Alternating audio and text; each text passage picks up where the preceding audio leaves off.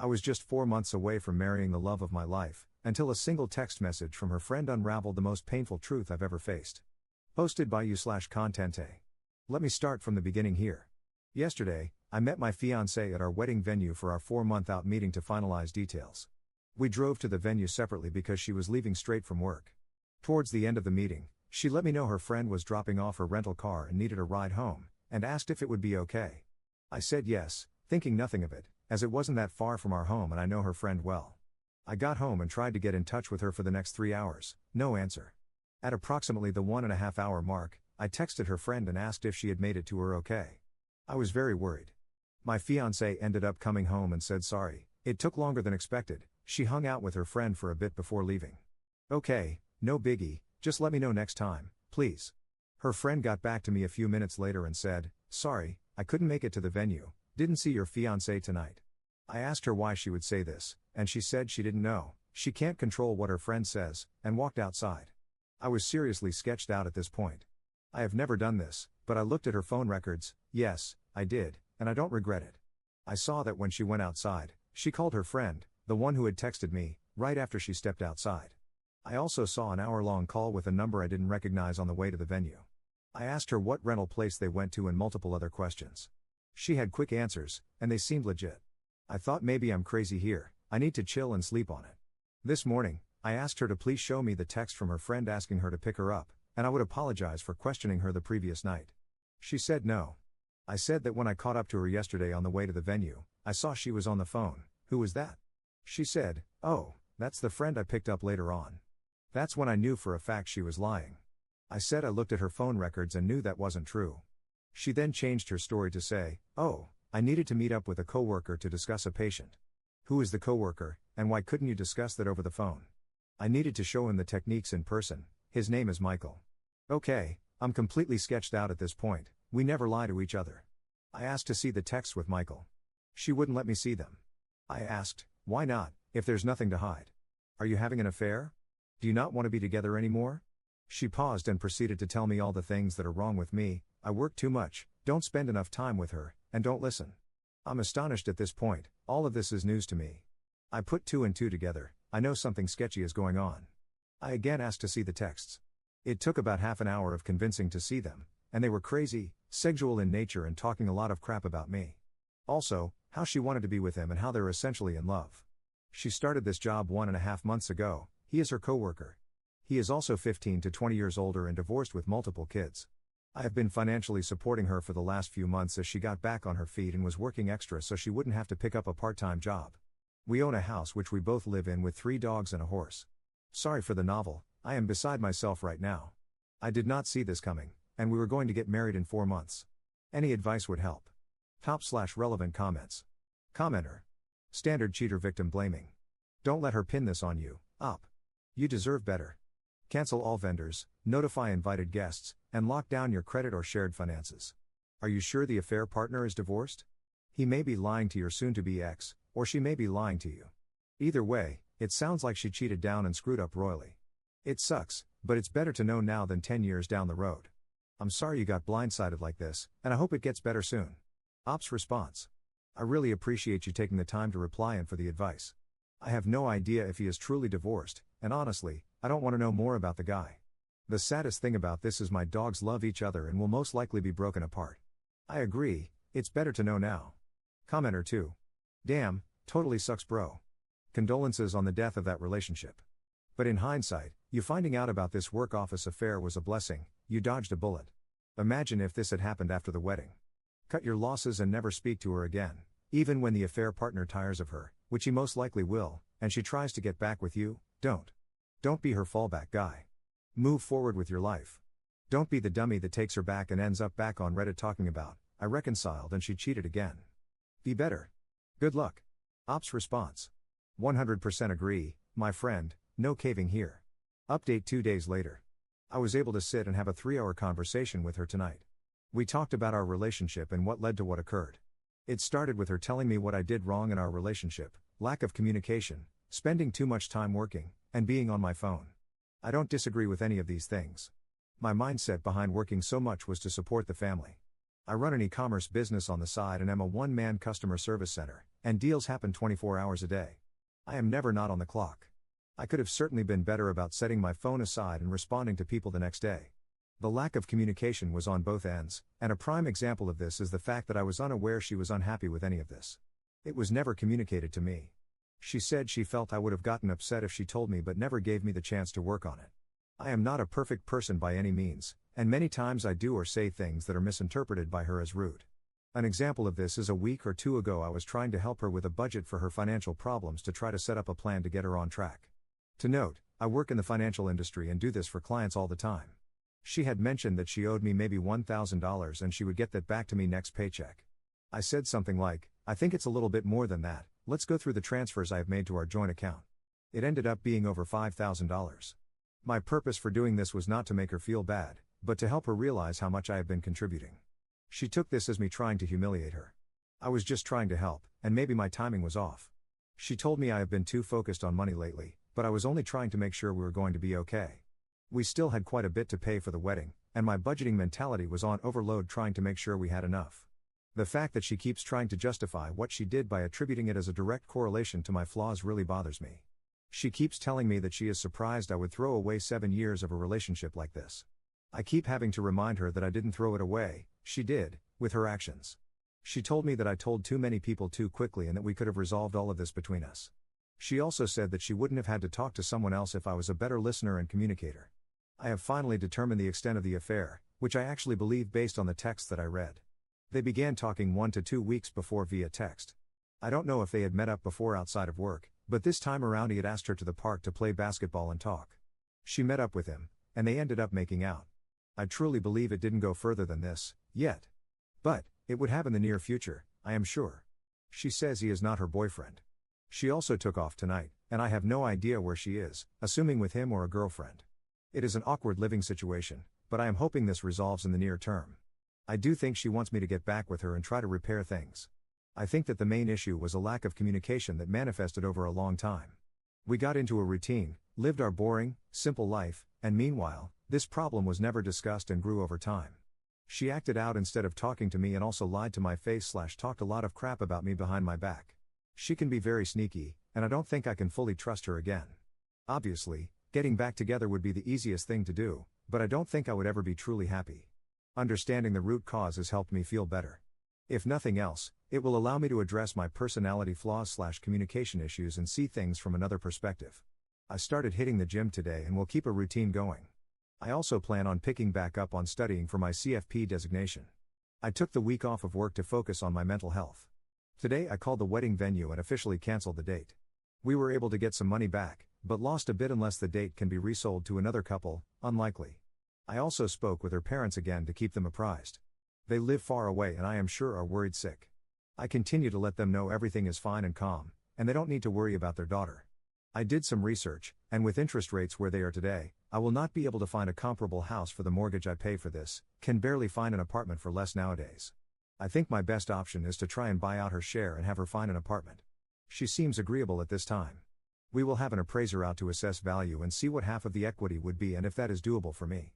My questions to you all are, does this change your mind at all about the situation? Am I handling this properly? If not, what should I be doing differently? Top/relevant comments. Commenter. At this point, I would stop giving her the platform to tell you that her cheating is because of you. It's not. She chose to cheat. Instead of being an adult and having adult conversations in an adult relationship, she chose to cheat. The moment any of that comes out of her mouth, shut it down. She doesn't deserve to have your ear. She's hoping that if she says it enough, you'll start to believe it. Shut it down. Conversations are hallmarks of a relationship. You chose to cheat. It's over. Rinse.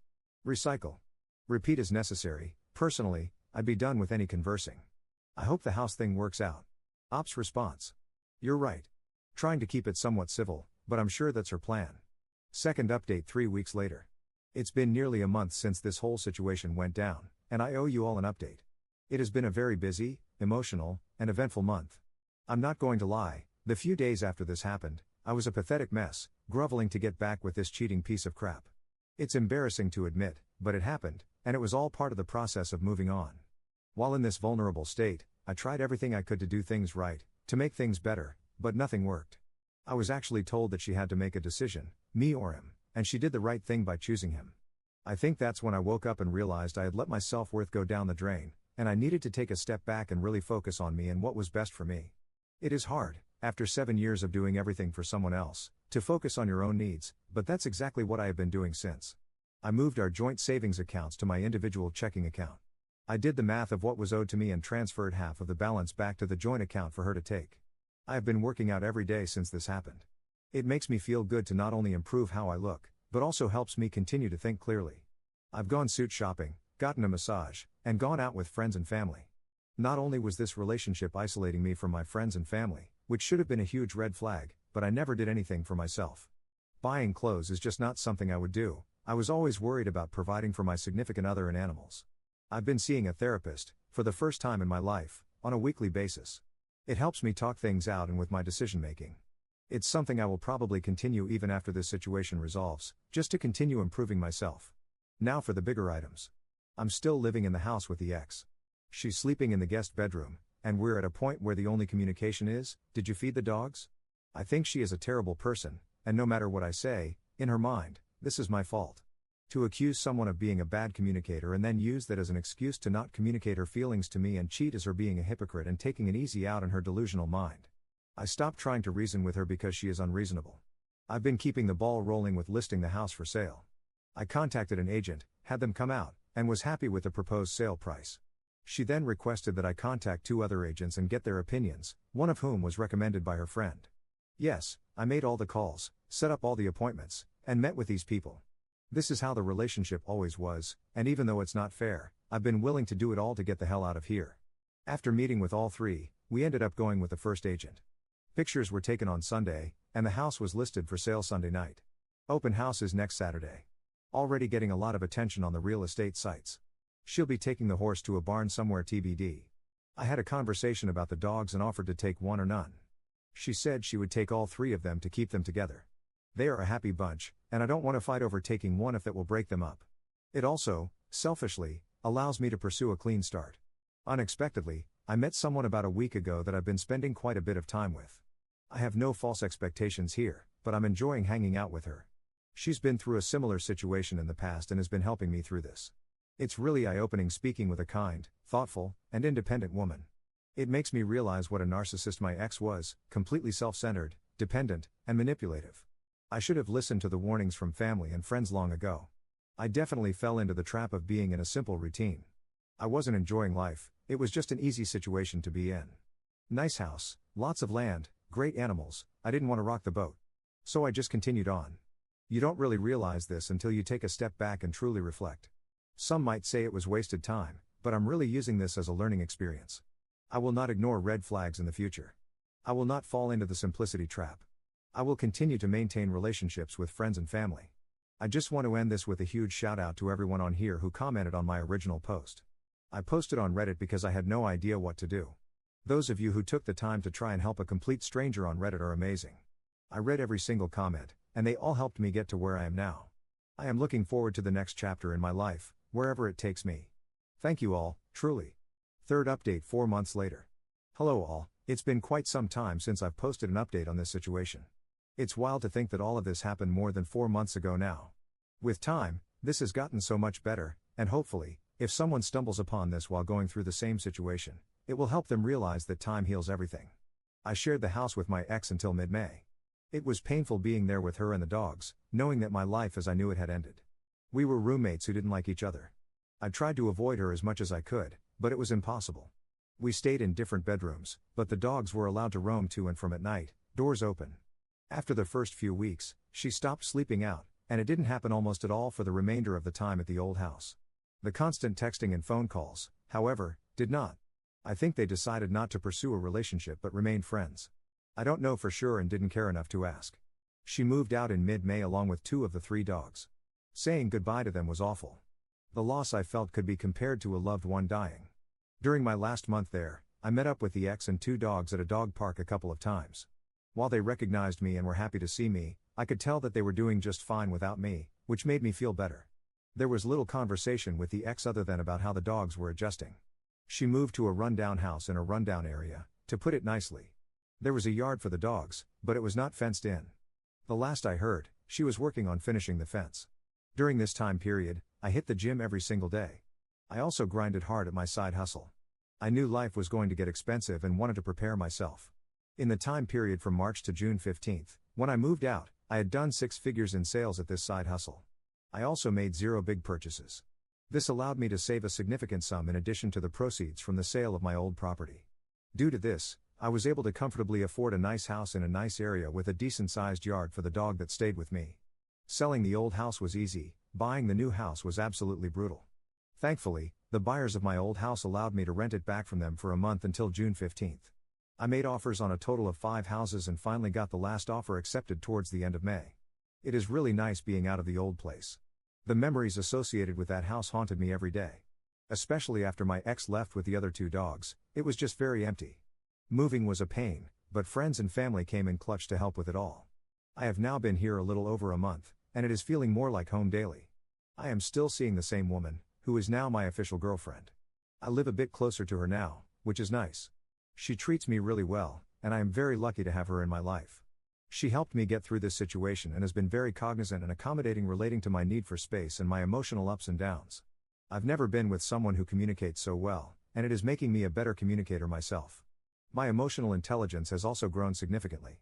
Overall, life is good. While this was one of the hardest things I've had to go through, I feel blessed that it happened. I was going to marry a completely self-centered, ungrateful piece of crap. I was so comfortable with my daily routine and didn't want to disrupt my animals' lives or lose my house, so I was willing to put up with being miserable. I will continue working on myself and learning more about my own wants and needs. I will also continue to provide my dog with the best life possible. I do think about my ex regularly, lots of flashbacks of good and bad memories. My new therapist has been extremely helpful in helping me realize that I probably won't ever get the apology from her that I want. She's just too proud to admit what she did was wrong. Communication with my ex has been very limited. I don't plan on seeing her or the other 2 dogs again. I've accepted that this is what is best for everyone. If I missed anything you have questions about, please feel free to post a comment and I'll be happy to answer. This situation is over at this point, and I won't be making any more posts on the subject. Thanks for following the saga and for all the support through the process. Top/relevant comments. Commenter. Awesome, man. Been through something similar. Did she try to get back together at some point? Anyways, good luck on the road ahead of you. Ops response. She did not. I think she's much too proud to ever admit she made a mistake. I think she's also in denial over the whole thing. Her perfect life has quickly turned into one where she lives in a small, run-down house in a rundown area with 2 dogs. She also has to drive to and from the horse daily. Maybe I'll hear from her eventually, but I'm not banking on it. Thank you. Commenter 2. I can only say congratulations. As a reward for your effort and kindness, you got a new girlfriend who respects and understands you. Good luck in your new life. If there is something to learn from your old relationship, it's that you should always communicate and always look for better ways to do it, even if what you have to say sometimes hurts. From your comments, it seems that her relationship with the affair partner, even though she chose him and professed her love, didn't work out. That's why, as you mentioned, after the first few weeks she stopped sleeping out. And that was logical, since they had only known each other for 1.5 months and had an affair for 2 weeks. It was obvious this wasn't going to work long term. Knowing that she is an easy girl, I also doubt they'll continue to be friends. What a stupid way to throw away 7 years of a relationship. But she deserves it. Yes, she is a piece of crap. Proud or not, she now realizes that she has regressed and lost great support, but again, she's too proud to ask for forgiveness, and that same pride won't allow her to admit her guilt. Not that it's something you care about now. As far as you're concerned, she can click and minimize. Just out of curiosity, why didn't you report this action to her HR department? Or did you, and just never commented on it? Well, good luck and keep going. Ops response. I appreciate you taking the time to write all of that out and for the support. There was no formal HR department at their place of work. I did speak with a manager and made an anonymous report the day after. I felt very petty doing that and never followed up on it. Don't know if that manager ever passed along the info. Enjoying my new life, no longer feel like I'm walking on eggshells.